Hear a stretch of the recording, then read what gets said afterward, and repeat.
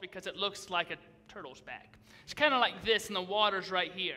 And you can climb up this rope along the rock wall of it and climb up to the top. And you sit down, and the river pushes you over the waterfall, and then you drop about 20 feet into the water. Perfect fun. Then about a quarter of a mile down that same river is another waterfall, Rainbow Falls. It's 250 feet up. You don't slide over this one because you would die. But it's equally fun. You can kind of hike along the rocks and swim out to the other side. And then if you know the secret of it, you kind of climb up this bank, you climb up some roots and up some rock, and then you kind of end up on this kind of precipice edge that's about 40 feet above the water. And from there you stand and you jump off into this deep pool of water below. It's the perfect campsite for a bunch of high school guys. So we packed up all our stuff in Whit's truck, and my friend Stephen Conrad, we just called him Conrad, because I was Stephen, he was Conrad. Some people's last names are just better. Like Whitaker's not that great. Conrad just sounds better, I think. So we called him Conrad. He was the quartermaster of a local Boy Scout troop. He said he'd get us tents and propane stoves that we could cook on and a lantern that used propane so we'd have light, because we were going to do some Bible studies and play some cards and have some different fun. So we get everything loaded in the truck, and we get to the head of the trail, and we start unloading, and we have to carry all our tents and everything in, and it's getting dark. So we're bungee cording our tents to our bags. I just had a little school book bag because I wasn't a professional camper like Conrad. So I just duct taped my tent to the back of it. There's this big silver blob. I'm duct taping water bottles and everything. So we're thinking we got everything pretty much out. We got who's carrying the stove. I figured Conrad's got the propane in his pack. He's got one of the nice frame backpacks. And propane tanks, they're about this big, small cylinders. You just screw them into the stove. When you're done with that, you screw them into the lantern, nice and small. So I figured everything is good there. We've got everything. Until we pull out the last thing, and there's this thing. I call it this thing in the back of the truck. And I'm just looking at it. I'm like, no. Conrad asked, everybody loaded up? Now we just need to get the propane loaded up on someone. No. You've got to be kidding me, Conrad. What? It's a 50-pound tank, Conrad. I know, I got it off my father's grill. I can tell. We can't carry that thing. There aren't any handles. It's big, it's bulky, it's 50 pounds. It's dark. We have to carry flashlights, and we're walking down a mountain on very narrow trails down loose rocks and mud. But we have to have propane if we want light and if we want food. I also want to live. If I'm going to carry that thing, I'm going to trip and fall and roll down a mountain, and that thing is going to come rolling after me and land on some vital organ like my kidney, and it's going to hurt. The others looked around in silence, looking at the tank, looking at each other.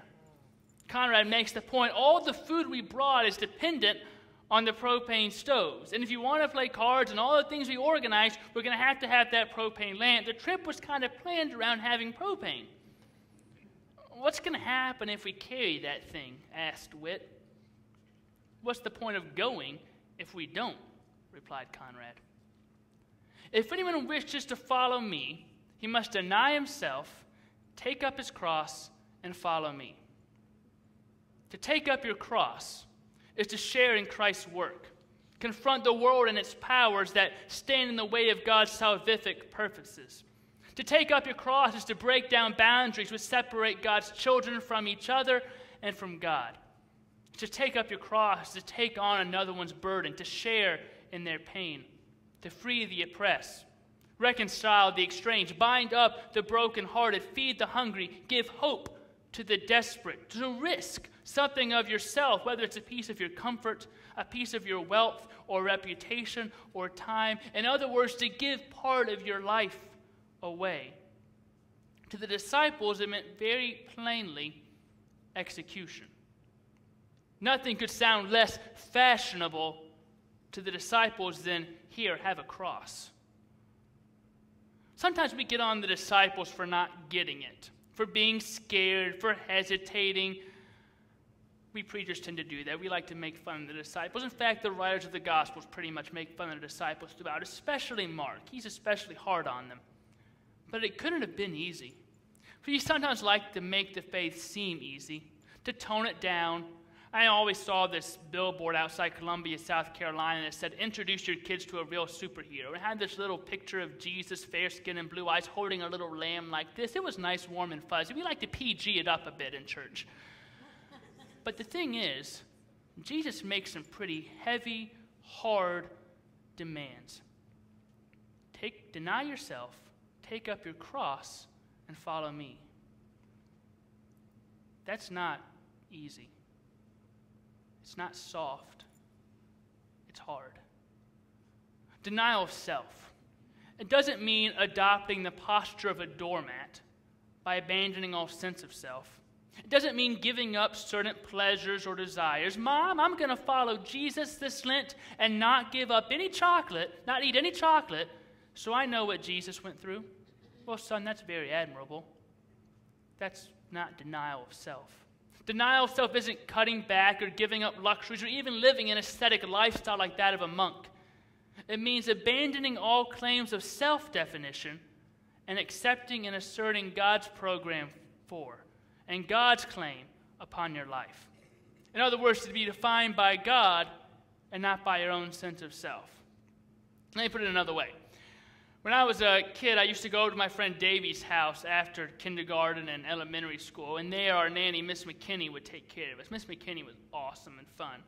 She'd passed away a couple years ago, and it was sad, because I loved Miss McKinney.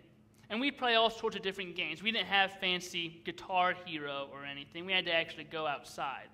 And so we played this game called Mother May I. Anybody ever play Mother May I before? Now, there's all sorts of different ways to play, so don't get mad at me if my way was different from your way. This is how we played. Miss McKinney would stand on one end of the yard, and Dave and I would be at the other end. And she would say to one of us, Davy, take 4 bunny hops forward. And Davy would say, Mother, may I? Miss McKinney would say, yes, you may. And from that point, he could take 1, 2, 3, 4.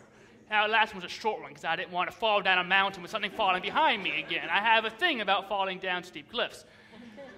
And then it would be my turn. Stephen, do 3 tornado twirls forward. And I would say, Mother, may I? Yes, you may. And then 1, 2, 3. You see, the point of that game was that all of the movement was defined by Miss McKinney. She told us how to go and when to go. What we had to do was accept it and act upon it. And that's how God is with our lives. It's not, God, I'm going to do this, this, and this, and you check it off me, all right? Okay? No. God defines our movement. God says who we're going to be. How we get there, when we get there, and who we are when we arrive is determined by God. And God defines our movement. He says, take up your cross.